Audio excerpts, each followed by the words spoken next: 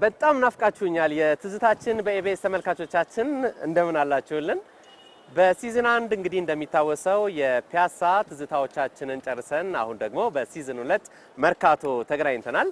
መርካቶ የአባት ስሟ ማን ነው ብዬ ከንባቤ ያገኘሁትን ነገር እንዲህ ላቀርብ። መርካቶ ሙሉ አጠራሯ መርካቶ ኢንዲጂኖ ትሰኛለች። ጤና ይስጥልን።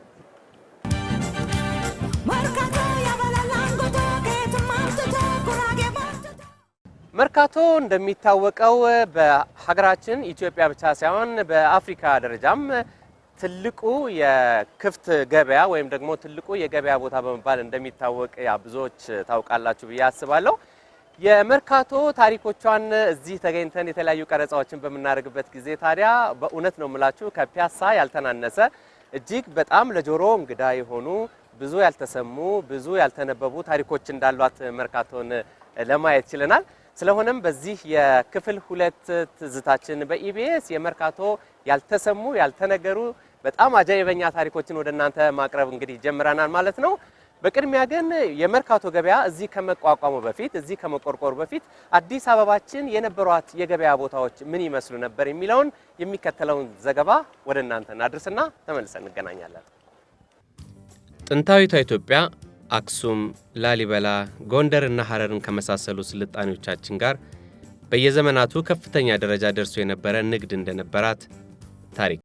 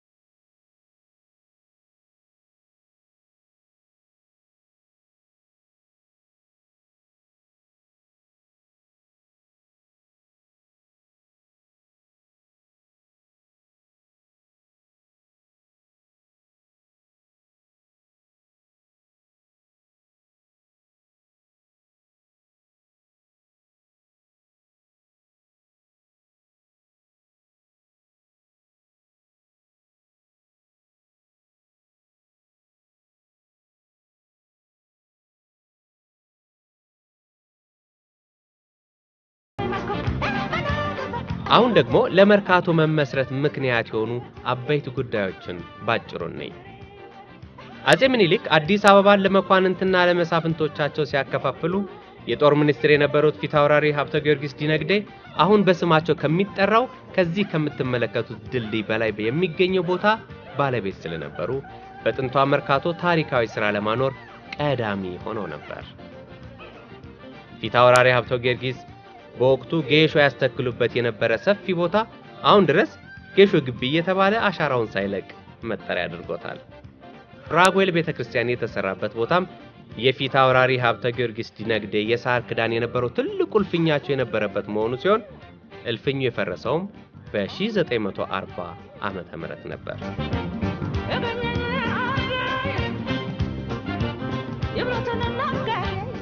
ሌላውና ገረም የሚለው ታሪክ ደግሞ ይህን ይመስላል።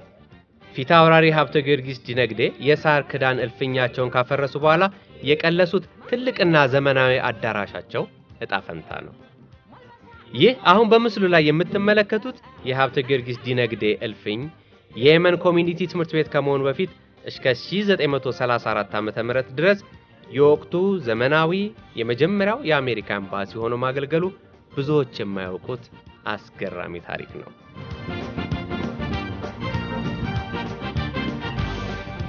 ፊታውራሪ ከዚህ ዓለም በሞት ከተለዩ ከ9 ዓመት በኋላ ጣሊያን ኢትዮጵያን ስትወር የአጼ ምኒልክ የጦር ሚኒስትር የነበሩት ፊታውራሪ ሀብተ ጊዮርጊስ ዲነግዴ ማቅናት በጀመሩት በዚህ ቦታ ፋሺስት ጣሊያን መርካቶ ኢንዲጂኖ በሚል ለሀገሬው ዜጋ መገበያያ እንድትሆን ገበያዋን ቀየሳት። አይ መርካቶ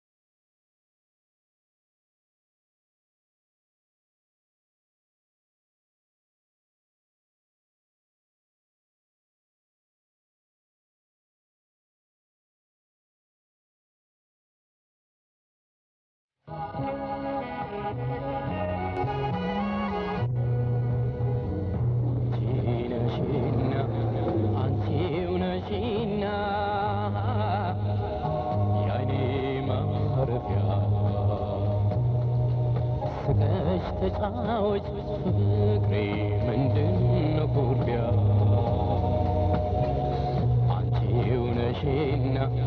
አንቺው ነሽና ያይኔማ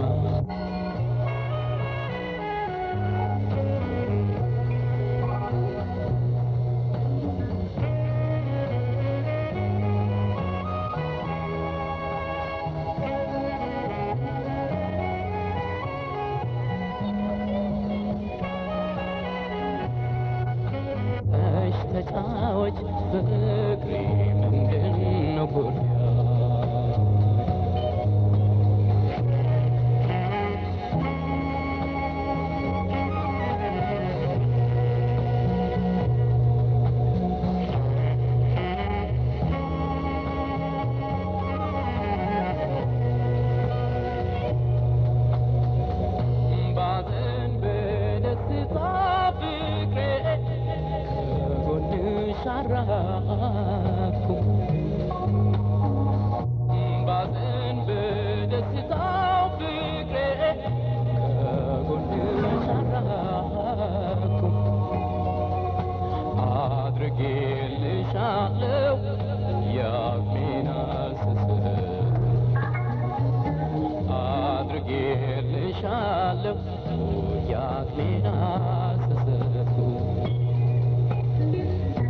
ሰሞኑን የራቀ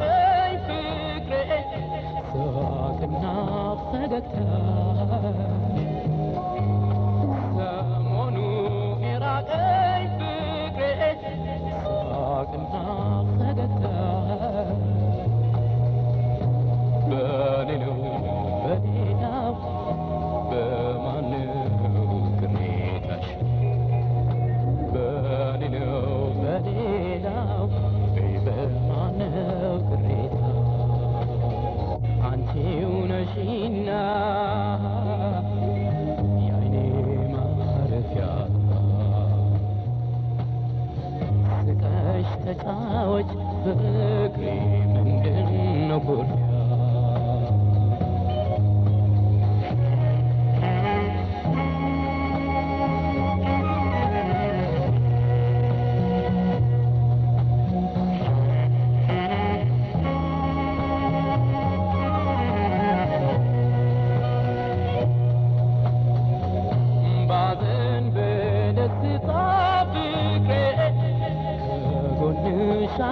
ሻራኩም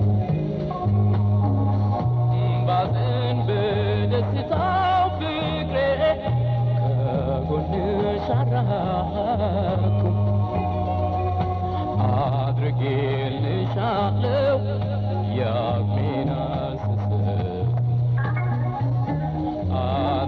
አድርጌልሻለሁ የአቅሜን ስስት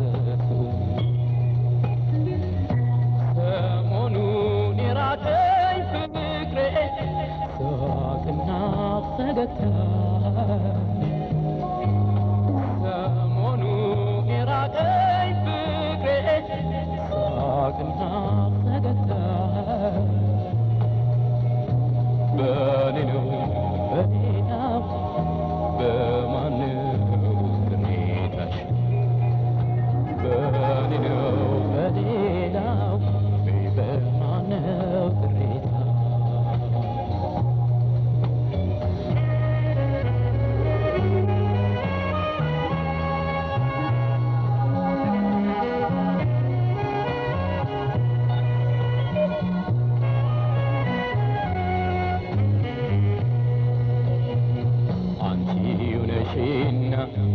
አንቺው ነሽና የዓይኔ ማረፊያ ስቀሽ ተጫወች ፍቅሬ ምንድነው ኩርፊያ አንቺው ነሽና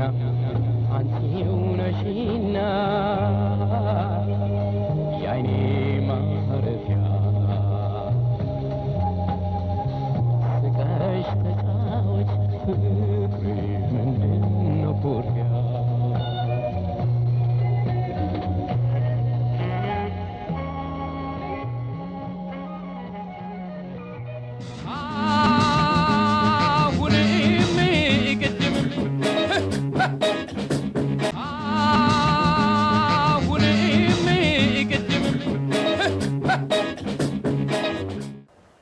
ተመልሰናል ተመልካቾቻችን። ትዝታችን በኢቢኤስ እንደቀጠለ ነው። እንግዲህ እንዳዳመጣችሁትና እንደተከታተላችሁት የመርካቶ ገበያ እዚህ አሁን የሚገኝበት ቦታ ላይ ከመቆርቆሩ በፊት የት እንደነበረ በተለይም ደግሞ አዲስ አበባ ላይ የነበሩ ታሪካዊ የገበያ ቦታዎች ስፍራቸው የት እንደነበረ፣ ታሪካቸው እንዴት እንደነበረ፣ የገበያ መጣጥ እንደምን እንደነበር በተለይ የዚህ የአዲስ አበባውን ማለት ነው በተወሰነ መልኩ አበይት ጉዳዮችን ወደ እናንተ አድርሰናል።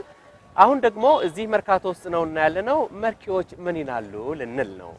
ለመሆኑ የመርካቶ ሰዎች ስለ መርካቶ ምን ይላሉ? 48 ዓመተ ምህረት ጀምሮ መርካቶ ውስጥ ነው ያለሁት። ከቅጥር ሰራተኛነት እስከ ራሴ ስራ ማለት ነው 11 ዓመት ሰው ሰርቻለሁ። ከዛ 1958 ዓመተ ምህረት እዚህ ቁጥር 1 አዳራሽ ገበያ አዳራሽ የሚባለውን 3 መደቦችን ይዤ ገብቻለሁ። እድገቴና ትውልዴ ገጠር ነው። ከግብርና ነው ወደ ከተማ የመጣሁት። ከዛ እንግዲህ ከ1948 ዓመተ ምህረት ጀምሮ በስራ ላይ ነው ያለሁት አዲስ አበባ። መርካቶ እኔ በ1947 ዓመተ ምህረት ነው ስራ የገባሁት። መጀመሪያ ወደ ስራው ዓለም የገባሁት ትምህርት ቤት ማር ነበረ። ያሁን ሰገድ ትምህርት ቤት ልዑል መኮንን ትምህርት ቤት ይባል ነበረ እና ትምህርት ቤት ስማር እያለሁ ድሮ የትምህርት ጥቅም በአግባቡ ያልተረዱ ቤተሰቦቼ የዛሬ ተማሪ ተምሮ የትም አይደርስም እና ስራ ቢያስተምሩት ነው የሚሻለው ተብሎ በጎረቤት ተነገራቸው እና በኋላ ቤተሰቦቼ ወደ ስራ ዓለም እንድሰማራ አደረጉኝ። በ1947 ዓመተ ምህረት አንድ ታዋቂ ባለ ሀብት ጋር በ5 ብር በወር ተቀጠርኩ። ከ46 ዓመተ ምህረት ጀምሮ ነው አዲስ አበባ የመጣሁት። የተወለድኩት ገጠር ነው። በ13 ዓመት እድሜ ነው አዲስ አበባ የመጣሁት። ከ46 ዓመተ ምህረት ጀምሮ በብዙ መልኩ መርካቶን ልስጥሮ ሆኜ ሰርቼባታለሁ። ነጋዴ ሆኜ ሰርቼባታለሁ። ነጋዴ ከመሆኔ በፊት የሰው ቤት ተቀጥሬ አይቻታለሁ። በሁሉም ፈርጅ መርካቶን ካየኋት ጊዜ ጀምሮ አውቃታለሁ ማለት ይችላል።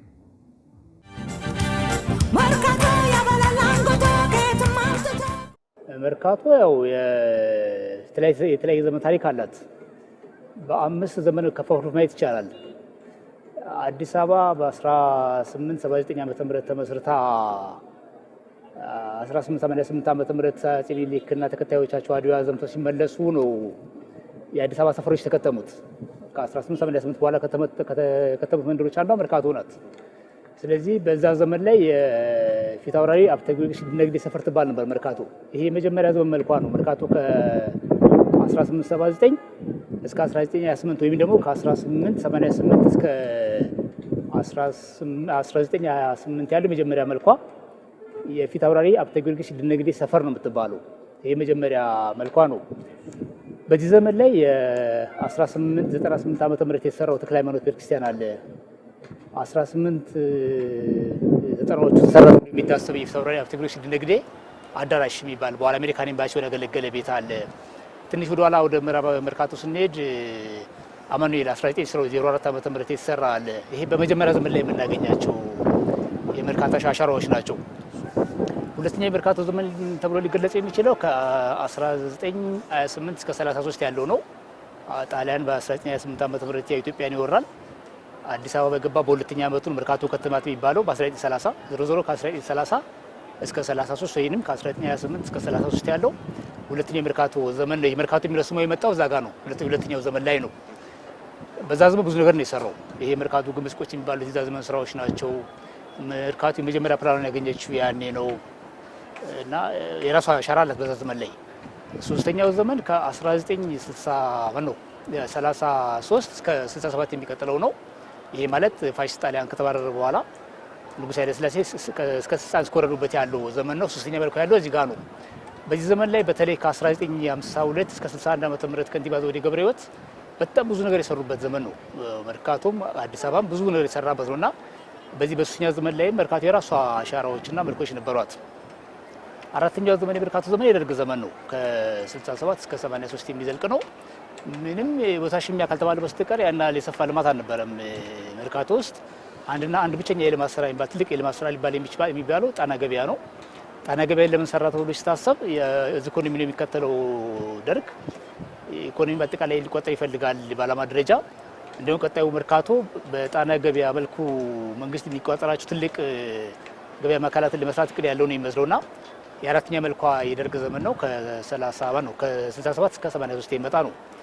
የአምስተኛ ዘመን መልኳ የመርካቶ ከ83 እስካሁን እስካለንበት ያለው የኢህአዴግ ዘመን ነው። በዚህ ዘመን ያው እንደምናየው መርካቶ በአዲስ መልክ ፈርሳ እየለማች ነው። ብዙ የልማት ስራዎች ነው እየተካሄዱባት ያለው። መርካቶን በዚህ መልኩ በ5 ዘመን ከፋፍሎ ማየት ይቻላል።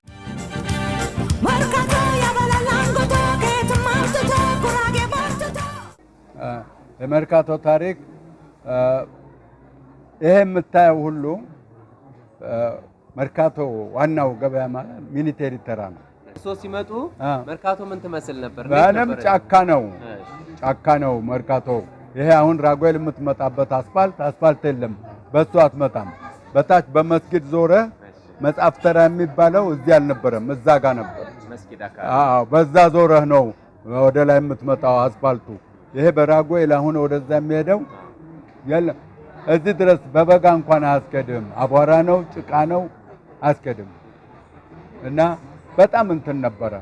አሁን ይሄ አዳራሽ ሲሰራ የተወደደ ዘውዴ ናቸው መርካቶን ሁሉ ያጸዱት። መንገድ እንኳን የሰፈር መንገድ አስከሬን መውጫ አልነበረም። እሳቸው ናቸው በእግር እየዞሩ ሰፈር እያዩ ያጸዱት እሳቸው ናቸው። ከዛ አንስተ ይሄ መሳለሚያ ድረስ መንገድ ያሰሩ።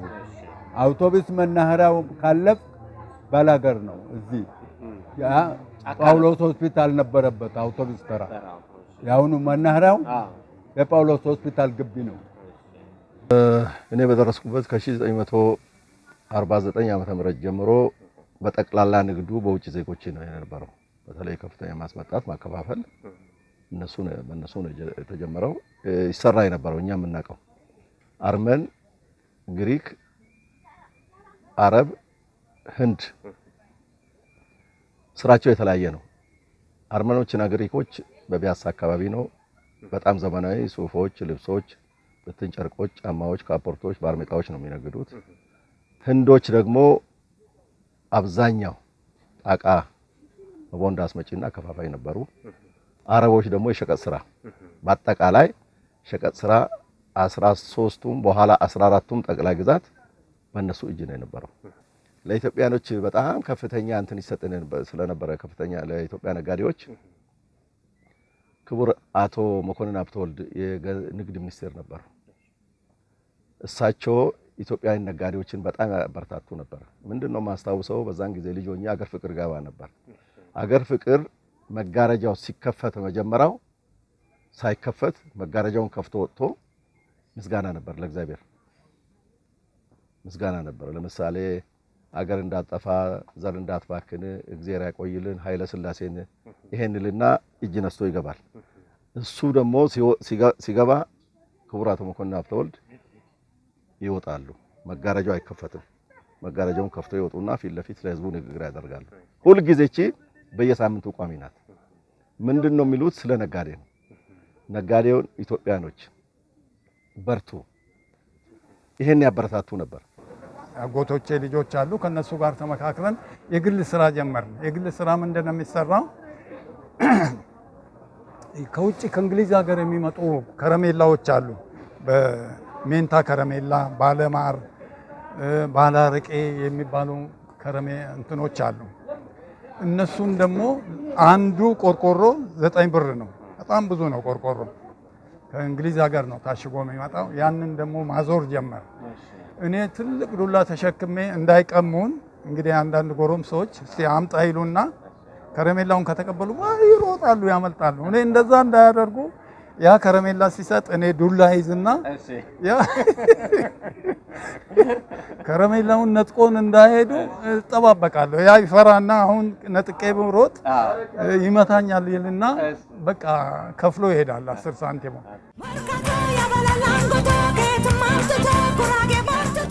መርካቶ ዝም ብላ ድንገት አልበቀለችም። የሆነ መነሻ አላት፣ የሆነ እርሻ አላት። ያ እርሻ ከየት ያደገ መጥቶ ነው እዚህ ጋር የደረሰው የሚል ነገር ስነሳ ነው እንጦጦ ላይ ከ1879 እስከ 90ዎቹ ድረስ 4 ኪሎ ቤተ መንግስት ግንባታ ክፍል ግንባታ አልቆ ቤተ መንግስቱ 4 ኪሎ እስከሚመጣ ድረስ እንጦጦ ላይ አዚ ሚሊክና ተከታዮቻቸው 10 ዓመት ሲቆዩ እዛ በሳምንት ሐሙስ የሚቆም ገበያ ነበረ። ስለዚህ ገበያ የሚጀምረው እዛ ነው፣ ንግድ የሚጀምረው እዛ ነው፣ ግብይት ያለው እዛ ነው ሲጀምር። እሱ ገበያ በኋላ የ4 ኪሎ ቤተ መንግስት ሰርቶ ስላሴ ገበያ የሚል ይፈጠራል። እዛ ዙሪያ ታቦታት አሉ። ዙሪያውን ከታቦታቱ የአንደኛው ታቦት መነሻ ሆኖ ስላሴ ገበያ 4 ኪሎ ላይ ይፈጠራል። ከእንጦጦ ወደ ስላሴ አደገ። 1888 ካለ ጦርነት መልስ አፄ ሚኒሊክ ጊዮርጊስ ታቦትን ይዘው ዘምተዋል ይባላል። ድል አድርገዋል እና ጊዮርጊስ ስለረዳቸው የአራዳ ጊዮርጊስ ቤት ሲያሳንጹ ያንን ግንባታ መነሻ የሚያደርግ ብዙ ሰው ይሰባሰባል በቤተክርስቲያኑ ዙሪያ። አራዳ ገበያ እዛ ጋር ይፈጠራል። 1928 ጣሊያን ሲመጣ ከመጣ ከ2 ዓመት በኋላ መርካቶ ትከተማለች እና ገበያው መርካቶ ዝም ብላ አልተገኘችም። ከእንጦጦ ተነስቶ ስላሴ ላይ አርፎ 4 ኪሎ አራዳ ላይ አቋርጦ ነው እዚህ ደረሰው። ይሄንን ነው የሚያወራው እና በውስጡ ብዙ ነገር ያነሳል። አንዳንድ ሰዎች እንደውም ይሄ የመርካቶ ታሪክ ብቻ አይደለም፣ የአዲስ አበባ ብቻ አይደለም፣ የአገሪቷን የንግድ ታሪክ የሚያሳይ ነው ይላሉ። ደግሞ እውነት ነው፣ የሚያሳይ ነገርም አለው። ምክንያቱም ውስጡ ያሉትን ሰዎች ስንመለከት የሚመጡበትን ጫፍ ከሀገሪቷ ከ4 ጫፍ ሲመጡት እንመለከታለን። በብሔር ተዋጽኦአቸው፣ በቋንቋቸው፣ በብዙ ነገራቸው የሚገርሙ ሰዎች ከተለያየ አንግል መጥተው እዚህ መርካቶ ላይ ያሻራቸውን አሉ እንመለከታልና የመጽሐፍ መርካቶ ማዕከል ያድርግ እንጂ አዲስ አበባንም ኢትዮጵያን የመግለጽ አቅም አለው ብሎ የመሰከሩ የጻፉበት ሰዎች አሉ እና እኔ የሰራው በዚህ መልኩ መኖርም ባዘዴ ማግባት ነው ነጋዴ። መርካቶ 5 በሮች አሏት። ሀብተ ጊዮርጊስ ድልድይ በር፣ መሳለሚያ በር፣ አብነት በር፣ ተክለ ሃይማኖት በርና ፓስተር በር።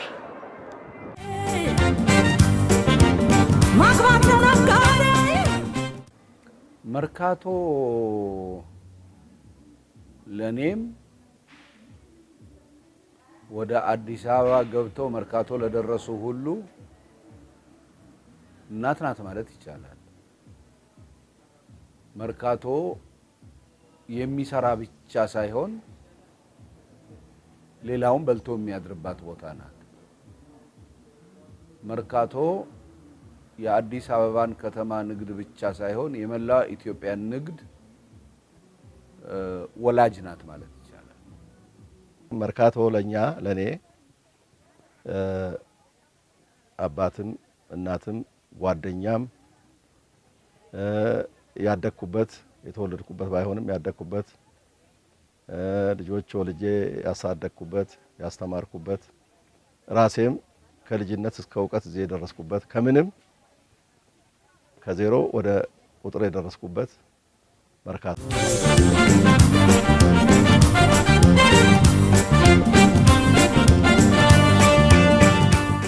መርካቶ ኢንዲጂኖ ተመልካቾቻችን የዛሬው የትዝታችን በኢቢኤስ እንግዲህ ይህንን ይመስል ነበር። የመርካቶ ታሪኮቿን በተለይም ደግሞ መርካቶ ከመቆርቆሯ በፊት የነበረውን የገበያ ሁኔታ የቃኘንበት እንዲሁም ደግሞ መርካቶ ስለ መርካቶ የተለያዩ ሰዎች የሰጡትን አስተያየት ያካተትንበት የመጀመሪያው ዝግጅታችን ይህንን ይመስል ነበር። እንግዲህ በዚሁ ነው የምንሰናባበታችሁ ማለት ነው። ለዛሬው ስንብታችን ታዲያ እዚሁ መርካቶ መሀል ዞር ዞር ስንል ይችን አሁን የምትመለከቷትን የቀድሞ መኪና ትዝታ ብዙ የሆነች መኪና አጋጣሚ አግኝተናታል። በእሷ ነው ስንብታችን የምናደርገው ማለት ነው። የዛሬው ትዝታችን በኢቢኤስ ይህን ይመስል ነበር። አብራችሁን ስለነበራችሁ እጅግ በጣም እናመሰግናለን። በቀጣይ ሳምንት ከሌሎች አጃኢበኛ የመርካቶ ትዝታዎች ጋር እንጠብቃችኋለን። ሰላም ሁኑልን።